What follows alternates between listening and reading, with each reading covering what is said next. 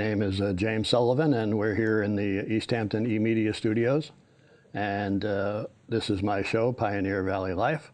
Today, my guest is Bill Newman, who many of you people know from a variety of ways. He has a weekly radio show on WHMP, weekday mornings. You co-host a show with Buzz Eisenberg, I believe. That's true. And you've been active in, as an attorney for many years here in the Valley. I know you're closely associated with the ACLU. Also true, and we'll skip the how many years. Right. So we're going to talk about a lot of things today, but you are somewhat of an expert on civil liberties. And I don't want to give a lot of publicity to number 47, but he is causing a lot of havoc with civil liberties. And there's a lot of things that are coming up quite soon. Like you mentioned, there could be Supreme Court cases that are decided. We have all the things that are happening in this country right now that have to do with people's civil liberties being taken away. A lot of people aren't aware of what's happening, and some people want to know, well, I know what's happening, but what do I do? So you can start with anything that you want to start with. Well, if I had the answers to all those questions, I would feel, if anyone had all the answers to those questions, I would feel much better and more confident that the country will survive this onslaught against civil rights and civil liberties. Right. It is not at all clear that the country will. Yeah. It's not clear that we will have a functioning democracy. And it's not at all clear that what is lost can be or will be regained. And of course, we don't know yet how much is lost.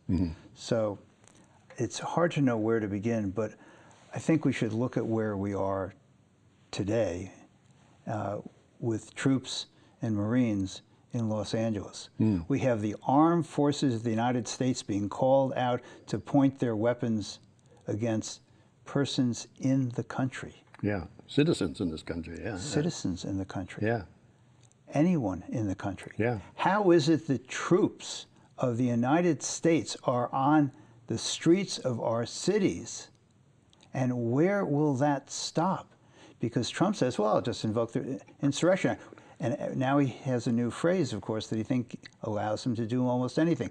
We are being invaded. Right. And if we're being invaded, I can call out my troops, my generals. Yeah. And I think that it's worth reflecting not only what he is doing, calling out the troops, and so far getting away with it, and the generals, who he calls my generals, and for his birthday, there's going to be an enormous military celebration celebrating him because he thinks he is the great ruler and should be celebrated. Ostensibly, we're celebrating the armed forces and the flag, but really Trump is there to say, to be on that reviewing stand like any dictator and have the troops for his review. Right. You would have thought, if someone had told you that this would be playing out in the United States, if someone had told this to you a year ago, 5 years ago, I believe, James, you would have said, impossible. This is the United States. That cannot happen here. It's impossible. Yeah. And here we are today. It's not only possible, it's reality. It's happening. Yeah. So we look at the troops on our city streets. I mean, I think that is frightening. We thought that the Posse Comitatus Act, that United States military cannot, should not, and will never be used for civilian law enforcement, and here it is, and Trump's doing that. Says he's, so far, he's going to say in court, oh no, we're not doing that. We're just protecting federal building and federal officers and ICE law enforcement officers going about their business. And like many things that Trump says, there's maybe 1% truth to it. Not that high, probably. But he's simply not telling the truth about what he is doing. Right. We have had people picked up, put on planes, and deported to foreign countries without even a semblance, not a scintilla of due process. Right. Due process being the process is due. people with masks, law enforcement people with masks, unidentifiable, grab people off the streets, put them in detention facilities, and put them on planes, and send them to foreign countries, and not 1 second is spent in front of a judge saying, do you have the right person? Right. Is this what you're doing legal? Can the person contest it? Can the person bring witnesses forward on their own behalf? Can they present evidence on their own behalf? Can they contest what you're doing? Can we find out what conditions they are being held in? Right. To which the answer is the government is doing all of those things, and so far, leave aside the pieces of paper that courts have, not insignificant, so I don't mean to diminish it, but none of the court actions so far have really cabined in the Trump administration, which is doing exactly what it wants to do. It said it wanted to pick up 200 plus persons, put them on a plane, and send them to El Salvador, and they did. And there was a court said, no, that was really improper. And what has happened to help those people? Nothing. Nothing, yeah. That's horrifying. That's what happens in a totalitarian country. That's what happens in a dictatorship. The head of the country says, pick up my enemies, put them on a plane, and deport them to various foreign countries. Put them in horrifying conditions, and don't let any press see them. Right. And this is the United States. Yeah, that's what's happening today. To people, as he said, he has ICE is supposed to pick up 3,000 people a day, and he's berating them for not hitting their quota. Right. And who knows who those 3,000 people are? Right, and note, it's a quota. Yeah. They've got to get to their number.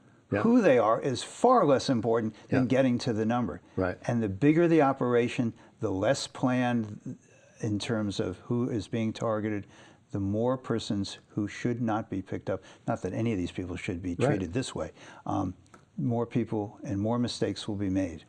Yes. And therefore, the more crucial it is that there be a process for determining, is this the right person? Do they have rights? Do they have some entitlement to be here? And can they have their application for asylum be reviewed and ruled upon? Right. And not essentially made to disappear. Yeah. Because it's inconvenient for the Trump administration to have to deal with the reasons people are seeking asylum. Right, right. Let's just put a blanket over all of them and just whatever word he's going to use to describe that blanket. Today there's a report, doesn't mean it'll be true tomorrow, but today he said, well, I'm concerned about the farms. I'm concerned that we're just going to deport criminals. Yeah. Really? You look at what happened, for example, with Rumeysa Öztürk, the Tufts University student. Okay, what she is accused of, her crime, according to ICE, is that she wrote an opinion piece, co-authored an opinion piece, that was printed in the student newspaper. Right. That was not only, I think, in the scheme of things, mild in terms of how it was, her position was presented, reasoned, rational, appropriate. In the student newspaper, First Amendment protected, had the absolute right to have that printed. One thing that she did, she published an opinion piece in a student newspaper. Right. Distribution, what? What? Really? Yeah. Okay. Said nothing improper, said nothing in any that was inflammatory in the scheme of things, not even close. ICE agents, masked, unidentifiable, pick her up on the street and throw her into detention. They lock her up. And then they put her on a plane and send her to a detention facility 1,500 miles away, separated from her family, from her friends, from her lawyers.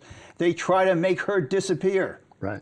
This is the United States of America, and that's what happens here. And the Trump administration says, great, we got her. Right, yeah. Are you kidding me? It's outrageous. It is, yeah. How did it happen that there are so many people that actually support what he's doing?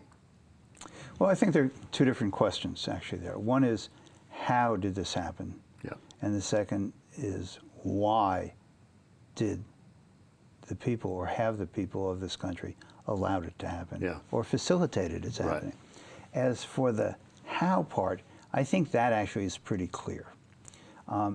In the 4 years during Trump's attempted coup. And the time when he was inaugurated for the second time as president, the right wing of this country, the Heritage Foundation, worked zealously for 4 years, nonstop, to create a blueprint for how to take over the government, how to disenfranchise and silence all persons who disagree with them. And they created the Heritage Foundation's Project 2025 report. It's all there. 800 plus pages of how, if you don't agree with us, you'll be silenced. If you are a person of color, you're in trouble. If you're poor, you're in trouble. If you are an immigrant, you're in enormous trouble. 800, 900 pages of policy saying this is what the next Republican, probably Trump, although we don't know for sure at the time of our writing it, will do, should do, can do, and will do, because here it all is. And people will say, or do say now, well, how could we know he was going to do all of this? And the answer is because they wrote it all down and made it public. And then Trump said, oh, I don't know anything about it. They're all major players in my previous administration, and they will all be major players in the next administration. But I never heard of these people. I don't know who they are. I mean, none of that could possibly be true. It isn't true. I mean, as even Trump supporters says, well, we don't really expect him to tell the truth. And there is a blueprint. You know, to me, and I should be clear, I'm not speaking on behalf of any organization at this point, I'm just speaking for myself, that I remember an argument, and this is embedded in my memory, from when I was very young. And my parents were having a discussion downstairs with some friends of theirs. I don't remember who. I was very young. And they were arguing about how could we, and I think how could Jews have known what Hitler was going to do? And the answer was, he wrote a book, Mein Kampf. He wrote it all down and told the world what he would do if he became Chancellor of Germany. Of course we knew what he was going to do. We just didn't believe anyone would actually do it. But he said it, he laid it all out, and there it all was. How did we know? How could we have known? Because he said it. How could we have known what Trump was going to do? Because his friends, advisors, supporters, and those who he controls said exactly what they were going to do. And he made very clear he wasn't going to have anyone competent in his administration except to follow those plans. He wasn't going to have any experts. He wasn't going to have knowledgeable people. He was going to have people who said, yes, sir, we'll do it. We'll do everything you said plus, because the most important worldview we have is Donald Trump is the greatest thing to ever grace the face of the earth. And if Trump says it, it must be true. And if he wants us to do it, we'll do it to the barricades, and we'll destroy our enemies. I mean, how do we know he was going to do that? Because he said he was going to do it. How would he know? How is it possible that he would invoke these various emergency laws that give the president powers when the country was invaded? How could we possibly know that? Because he was on the campaign trail and he said he was going to do it. That's how we know. It came about because they had 4 years to plan how to take over the country. The coup in January of 17 may have failed, but this coup has been successful because it starts with some presumption of legitimacy in that he won the Electoral College. So, I mean, that's, I think, the how.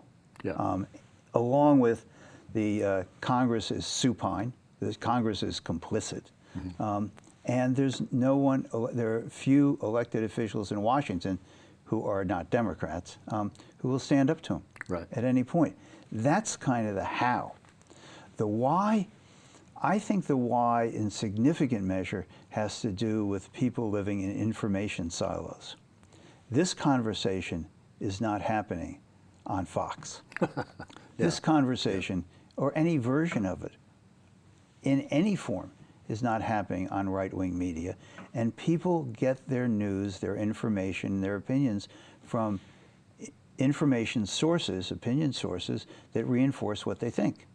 And so the idea that there is a problem in the country for a large swath, for millions and millions, tens of millions of people, that's not part of their consciousness. Right. It's just not. Right. And I think it is a public service to have these conversations. But unless and until there is a way to cross-fertilize the minds of Americans with views and opinions that they don't share, and I say that it's true on the left as well. Yeah. But but the right wing of America has taken over the government, and their force and power is really quite extraordinary at this point. Yeah. Therefore, the battle may be joined, but it's not an equal fight. No, the Republicans have done a great job of creating this situation because, like you say, they were working on it for 4 years. Nobody else acknowledged until they actually saw the book, and then they said, "Oh, this is strange." They were working on it for 4 years to get it, and then they printed it and let people read it. Right, but then people say, well, they couldn't really keep the project and its secret. But how many people actually made their way through the 800 or 900 pages, Right, yeah. other than the policy people who are now in place in the Trump administration, Right. who showed up in January with this, these marching orders, Right. literally marching orders. Yes, definitely. Yeah. I mean, look what he said about immigration, and he's not going to deport 1 million people a year, but can he frighten people? Can he destroy families? Yeah. Can he wreck the economy? Can he make it as a verb? Can he other people? Yeah. Can he force them to live in fear? Yeah, he can. Yeah, he can. Yeah, and he takes great joy in that. He does. Yeah. Yeah. And if you disagree with him, of course, he describes you in ways that are vitriolic and occasionally juvenile, to be sure. Yeah. But he's a danger, and the people around him are dangerous. Yes. Yeah.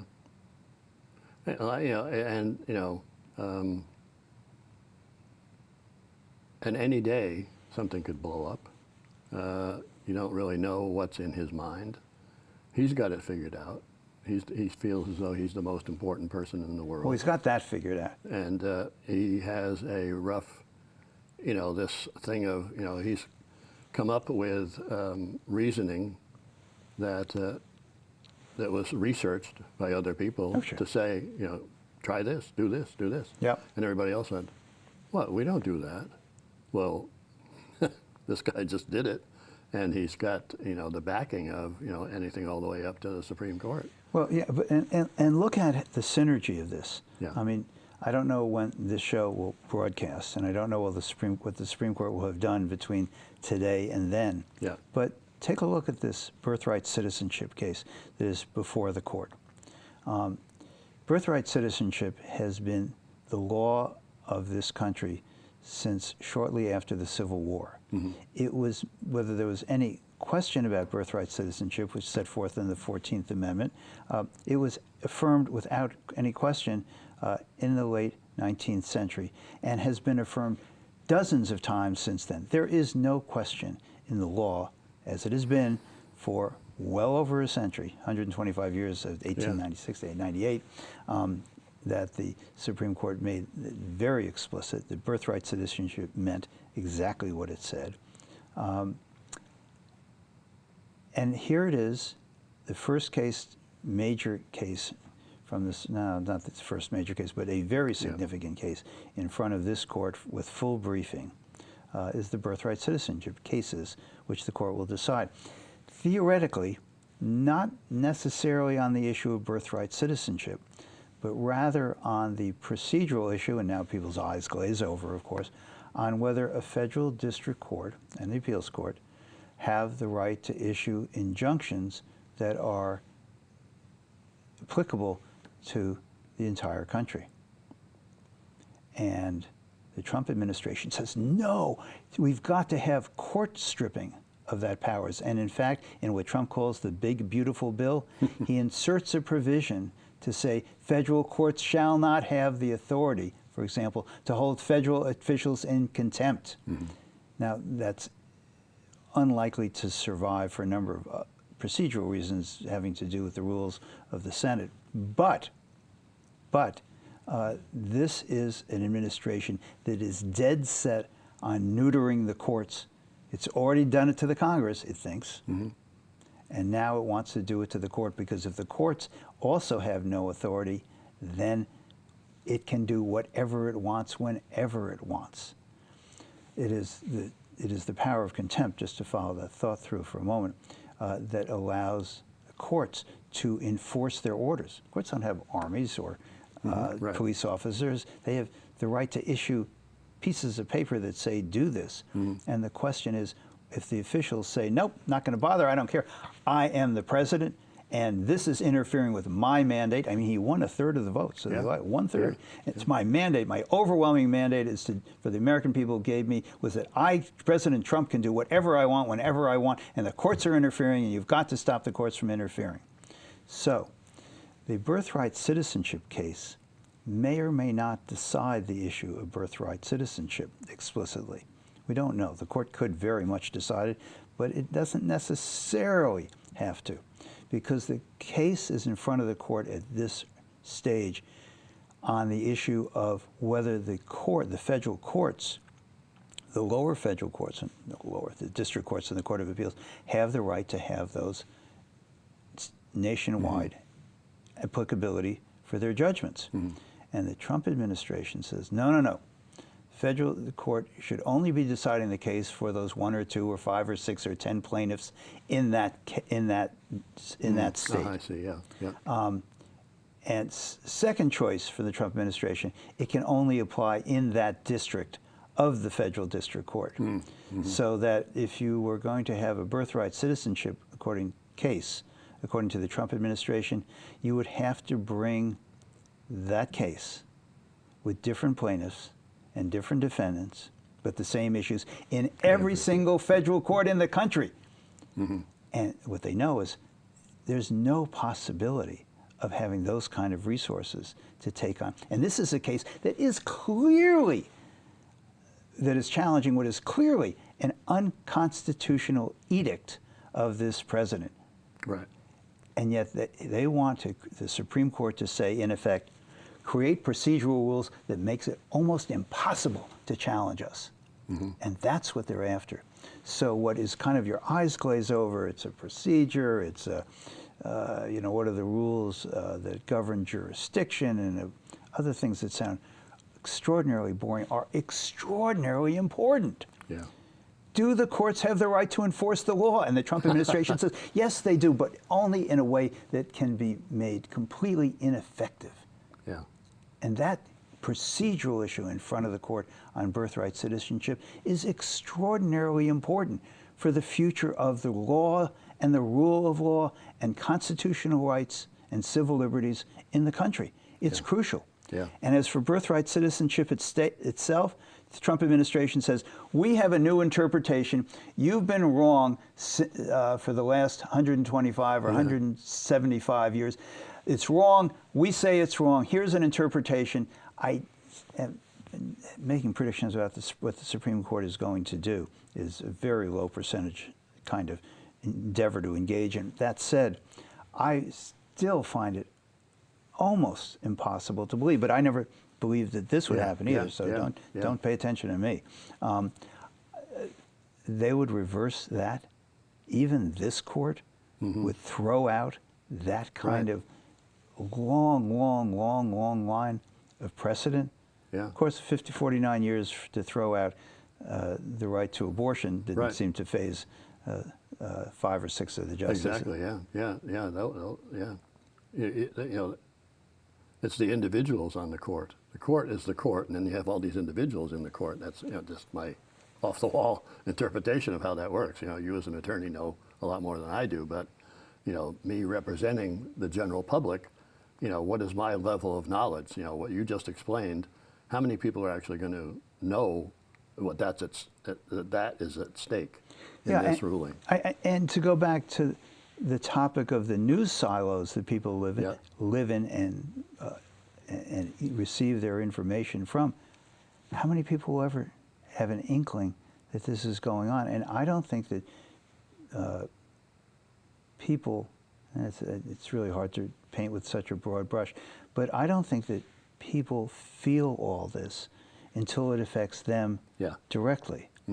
I mean, for example, I think that if Trump actually engages in significant deportation and undermines the farming industry in the United States and ends up with many people not being able to buy food, which is the logical extension of what he says, that might get people's attention.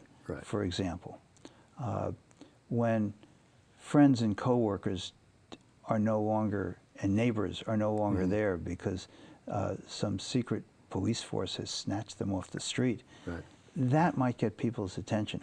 But I think until it affects many more people, much more personally, Trump gets away with it. Because what we are saying is indisputably correct, in my judgment, with regard to the threats to the underlying fabric of this country that Trump is tearing apart. But I don't think people perceive it or that they feel it. I'll try that again. There are millions and millions and tens of millions of people who do not perceive it or feel it at this point, and really won't unless and until it affects them or their lives more directly.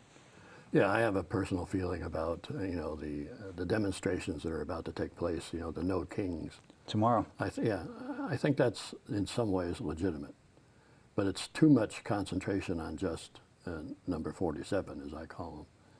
Whereas the story that really needs to be told, and the demonstrations really have to be centered around the people that are being affected by all of this. And like you say, once I go to the grocery store and I can't afford to buy something anymore, well, then I go, how did that happen? Who did that? And this country is in good state financially. Most people, economically, it's a good country to live in from that standpoint. But if he tears down everything he's going to tear down, then it's going to affect people. Like you say, the farmers, when they either have nobody to come and pick their crop, or they have some way that they don't make any money anymore, well, then they're going to rise up. But it's going to take a lot of people to rise up and say, no, you're doing this to me, or you're doing this to my uncle, or you're doing this to my grandfather, and they can't live a life anymore that was guaranteed to them in this country. What the hell is going on? I don't know.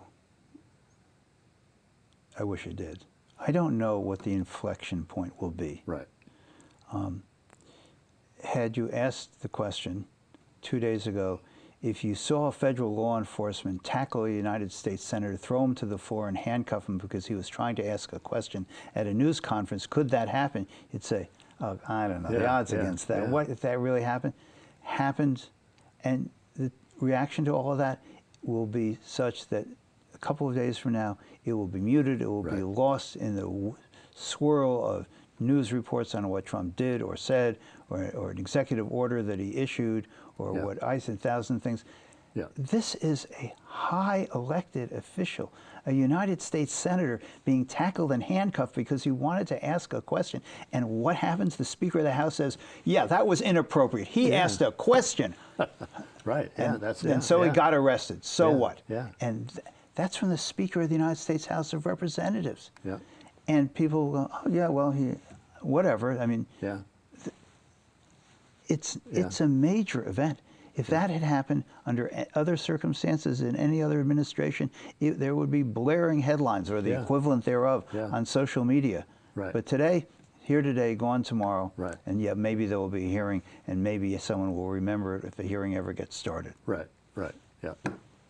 Whereas, here we are on community TV talking about it, but like you say, a smaller audience, the big audience. The people who only watch Fox News are never going to hear about that. The people that listen to the other stations, like you say, their attention span and their bombardment of other media sources, they're probably going to want to watch videos of cats rather than pay attention to what happened to a United States senator. Yeah, I'm actually I'm not critical of the American public. I think that to ask people to be experts on political issues Yeah. it isn't fair. But I do think that there is a large swath of the American public that is not really tuned in to the politics of it all. And that what's happening now under Trump's game plan of what called flooding the zone, kind of a football analogy. So many people, they can't all be covered. So many issues, so many lawsuits, so many issues that people need to pay attention to that they can't possibly pay attention, and so they tune it all out. It's all a lot of noise. Who could possibly keep track of it? And it's really hard. It's really difficult. And that's their plan. Don't let people actually focus on any one thing. And we'll just give the impression we're doing a lot, we're fighting a lot, we're bringing down the establishment, or whatever it is that Trump says in those. But, you know, we are fighting for the forgotten people. And he's empowered a lot of white people. And you're feeling like we were displaced. I'm for you, and beyond that, people don't hear very much. And the fact that he's trying to destroy medical research, scientific research, that he's trying to destroy the United States' preeminence in many, many areas, including the economy. People don't get it. People don't see it. I love the little fly that's here. Can I get it? I can see it. I wonder if that was a setup. Someone was listening. Right. It's frightening stuff that's going on. But you have to be able to hear it or see it or read it in a way that you can incorporate. And there's so much going on every day. It's almost impossible to actually do that. And it's also in my own personal experience. Sometimes I have to limit my exposure to these things because it's just too stressful. I can't take it, and I have to just draw away from things. And that's probably what they want me to do. But I have to do it just for my own personal self existence. Whether that was the plan, I think that was part of the plan. I mean, if they can get you to tune out some of the time, think of all the other people who are not nearly as conversant with the issues that are facing the country, don't have the time perhaps to read or consume information, and are more concerned of, can I put enough food on the table for the kids? Is my job going to be okay next week? And so on. And then, if you look at Fox, you would have thought that Los Angeles was being burned to the ground. Plus, Trump, the true leader who only tells the truth, said, but for him, it all would have burned to the ground. There's a tiny section of Los Angeles where there was a disturbance. But if you look at the right-wing media, the whole city was in flames. It's not true. But if that's the image you saw and you had a minute or two to look at it, you would think the whole city was in flames. Plus, Trump said it was, and he saved the city. And I mean, it's an alternative. There are not only alternative facts, it's an alternative reality. But he has created that alternative reality that many millions of people live in. No, like you say, we're talking today. We don't know what's going to happen tomorrow, next week, the week after that. But it's just the times we live in. And like you say, you can talk about civil liberties and all that stuff, but that's the structure over it all. But the people who are being affected by this, that's the real story. Well, we will all be affected. The question is when, and the question is when will people be able to respond in an appropriate way. When you look, a lot of people are saying, if we could make it and I don't, that's a big if, that's an enormous caveat. If we could make it to the 2026 elections Yeah, right. and could take back the House, Yeah, and we could take the House out of the hands of the right-wing Republican leadership, yeah, maybe we could save the country. First of all, you've got to get there. that's a long ways away. It's a long way. Look how quickly Yeah, they have moved. yeah, And we are within a couple of Supreme Court decisions of finding out whether they will be able to get away with all of this. yeah, to go even further. Well, yeah, I mean, you know, the Supreme Court has indicated, for example, that it wants to essentially enshrine this idea of the unitary executive. People are like, oh my God, what is he talking about? It's boring, the eyes are glazing over, the entire audience is about to turn. But this is actually crucial, and the Trump administration understands it. Yeah. It's a theory that says all of those independent agencies, including, as of today, according to Trump, the Federal Reserve, the National Labor Relations Board, Social Security, and the list goes on and on. All of those agencies, which have their own internal court systems and decision-making processes, they all actually are controlled exclusively by Donald Trump. And everything he tells them to do, they have to do. And rulings that he wants them to make, they have to make. And this idea that these independent executive branch agencies or quasi-independent agencies, there are justices on the Supreme Court poised to try to abolish them. Not abolish them, but to say, no, no, no, to abolish them, abolish their independence. And say, yes, it is the president. He has total control over all of that. And that's what some of the justices think. Yeah. And that's what Trump wants. Right. And, you know, he says today, really, I'm going to have to take over the Federal Reserve. As he said about First Amendment rights, if you come to Washington, D.C. to protest, forget whether it's legal, forget that we're talking about constitutionally protected rights. We're talking about the First Amendment.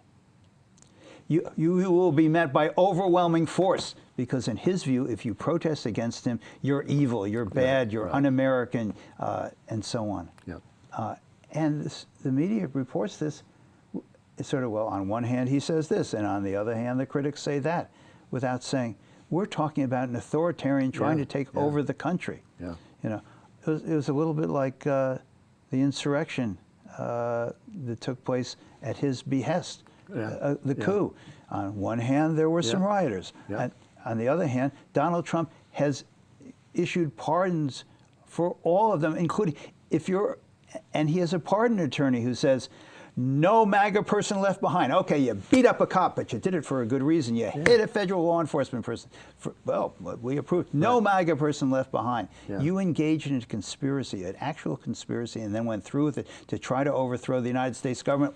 We'll get you out of prison, no problem. Yeah. I mean, and this is an invitation to violence that this administration is, frankly, espousing. Yeah. Or yeah. condoning. Condoning, yeah. Better word. Yeah. No, we've reached the end of our time here, and this has been a very heavy discussion, and a lot of my shows here on Pioneer Valley Life don't get too heavy at times, but this is needed. Well, thank you for that. Yeah, this is needed, and if people want to, hear more about what you have to say, they should tune in weekday mornings, at 8 o'clock? Weekday mornings, 8 to 10, and the show is rebroadcast from 4 to 6. It's not only streams, but it is also posted, and you can listen to any show anytime. Yeah. Go to whmp.com. Right.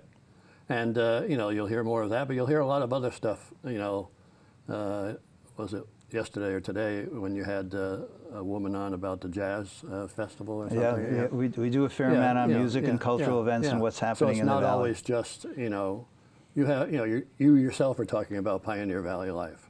We do a lot. We had it today, and today we had jazz on yesterday. We had Django and June coverage on today, and we had people live in the studio, which I love. Great. I just love that. I love that music. I'm hoping to go to the show tonight. Oh, yeah. I will be there. Oh, good. Yeah. So I'll see you there. Okay, good. I hope to go. Yeah, we'll see. Yeah, Great. So thanks very much for Hey, being here. thank you so much for the invitation. I appreciate it very Okay, much. sure.